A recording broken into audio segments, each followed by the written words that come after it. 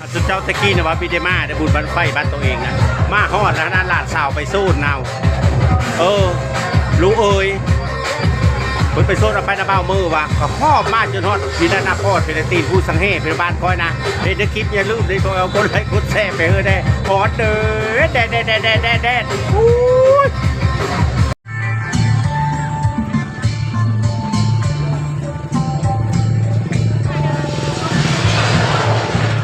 ไปเบิ่งบุญบังไฟก่อนบุญบังไฟบ้านเกิดเมืองโน่น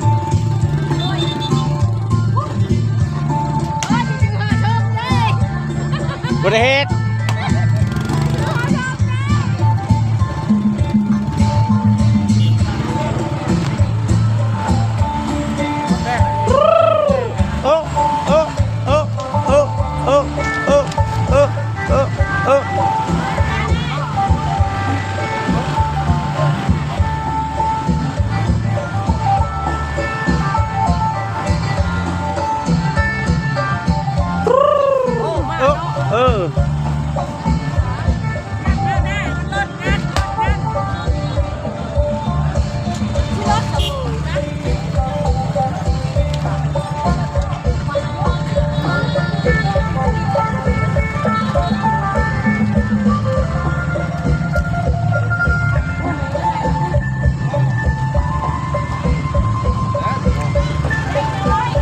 จักผมอ่ะ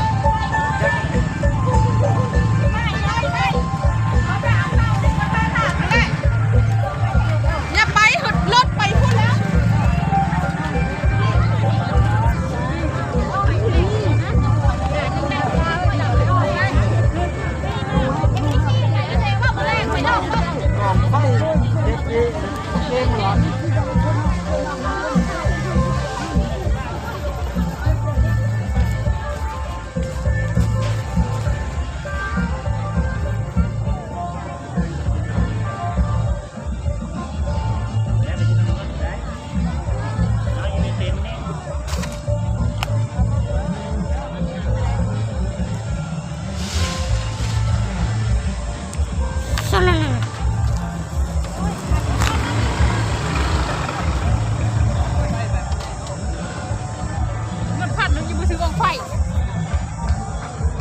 เจ้าชู้มันนี้เนาะนะเจ้าชู้มันนี้มันคือมีเพื่อหนุงเนาะคอยเรามีหนุงเลย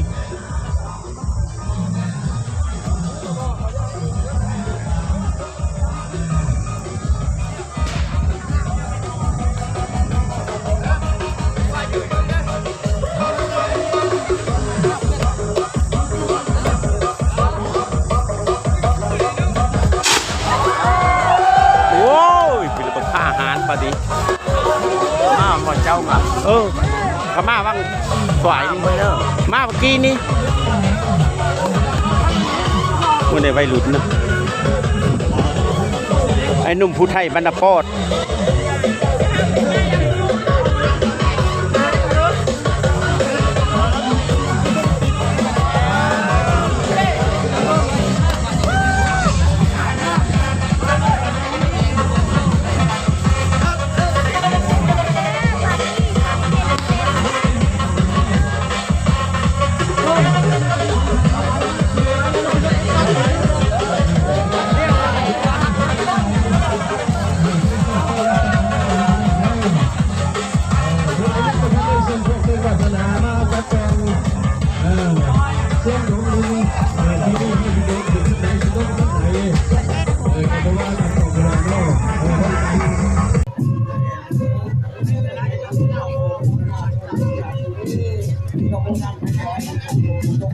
บุญบรรณปอด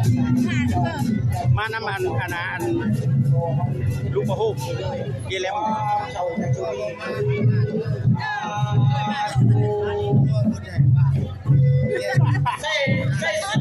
เสื้อดำโบสิพี่เพ่เบิ้ลไปนี่เกลือพิษเข้าของพี่ดำโบเด้อตาบุไรพี่อาพี่สิบจากกองส่วนนะใส่การพูดคือไปก้อนมุ้งละเจ้าพิษของเผาผู้ใส่พวกเจ้าเดี๋ยวนี้แหละนะอันนี้แล้วพวกเอาละ ตะเก้าคนว่าคนมีเยอะมาก เราดูเรื่องว่าโมโมทนาทุกคนจะโมไปแล้วสุดท้ายก็บอกขึ้นในห้องเลย ขอเราไม่ตั้งใจนะ ปัดหน้า แล้วคน บุญโหดยอดเกี้ยว ว่าจะคนที่ว่าเที่ยวถ้าคนก็ไม่ดีมาแล้วก่อนมีมีสิบนะขออะไรตั้งใจนะคุณจะเลิก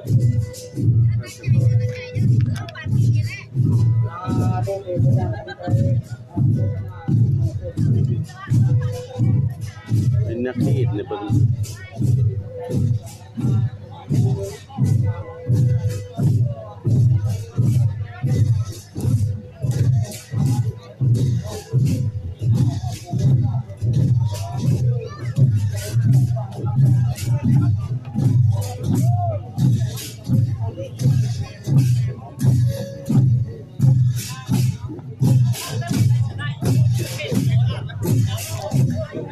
โอ้ยต้น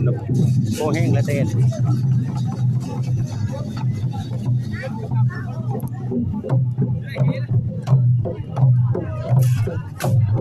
เต้นแต่เทปก็โอ้ยหอนเทหอนหวาน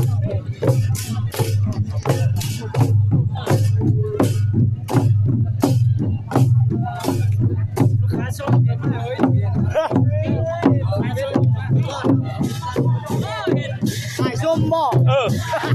ถ่ายชมถ่ายถึงมาเอาอยู่ช่างเอา นะสั่งไหน นี่นะอยู่เอาคนอ่ะเห็นถ่ายชมตลอด เมน โอ้ยจำได้เลยเอาไม่ได้เด้อเลย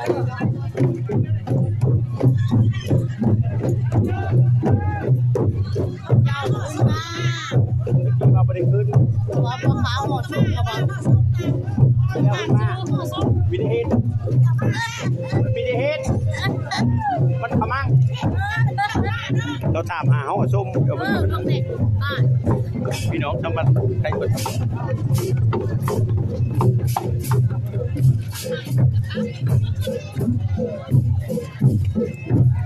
ไม่ได้เทียมเลย โรงทานเขาเอิ้นว่าโรงทาน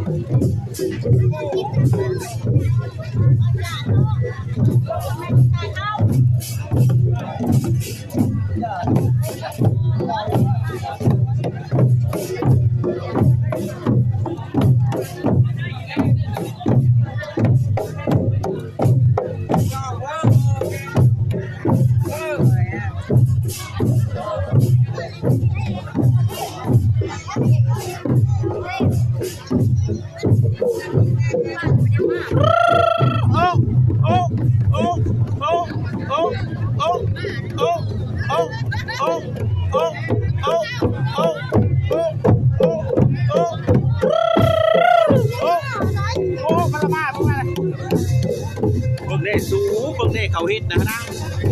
ก็พี่ตกเลยสิเว้าเด้อลูกนะเบิ่งได้เบิ่งได้สูก็ได้เป็นตะมูล แล้วก็หมังก่อนนี่ เขาบอกจะกินดี โอ้ย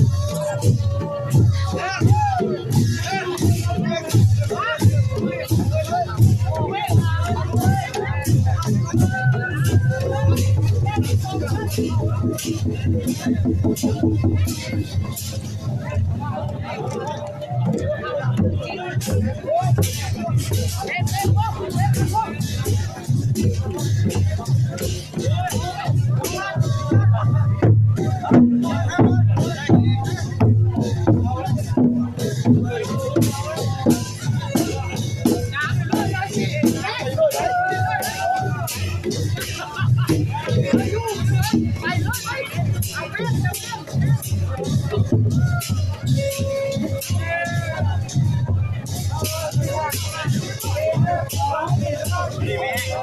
แกงครับ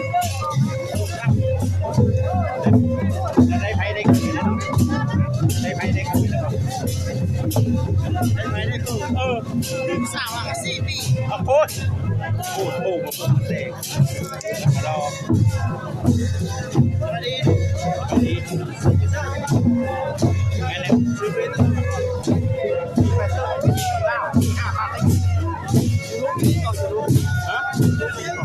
กะเฮ็ดมันเป็นท่านได้ก็ได้ทองกันเลยนะแล้วซื้อสองก็เป็นใหญ่ยงลาวนี่นะครับเม่ใหญ่ยงลาวตัวน่ะตัวน่ะเม่ใหญ่ยงลาวตัวไทยตัวลูกมันเป็นตัวลาวพักตั้งนี่นะเดี๋ยวติดตามไปสิติดตามเอง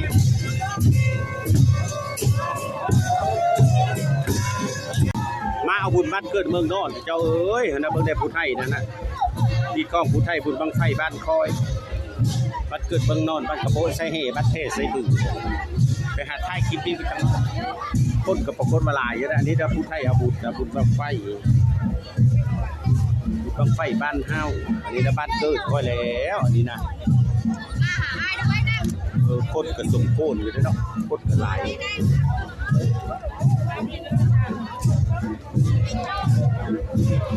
สมโพนอยู่คนเลยดิ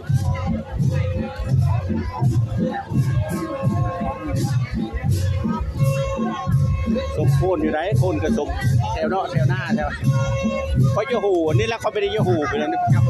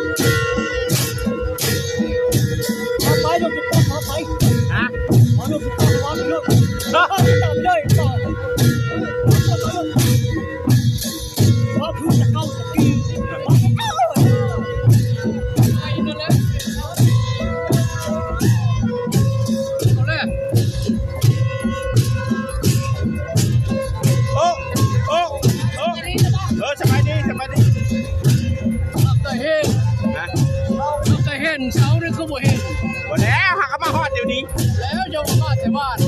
หมดแล้วไปดิ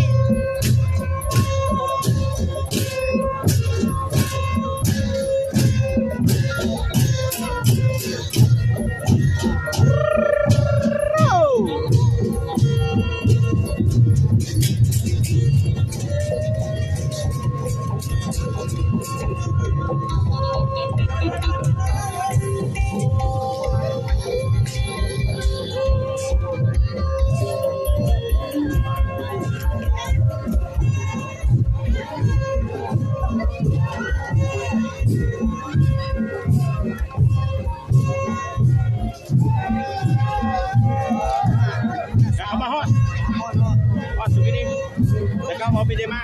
เขาจะหลานสาวสูดไปมือพร้อมเจ้าได้มาเพิ่มล่าเลยเจ้าจะได้แล้วโทษซ้ำเชื่อส่งเจ้า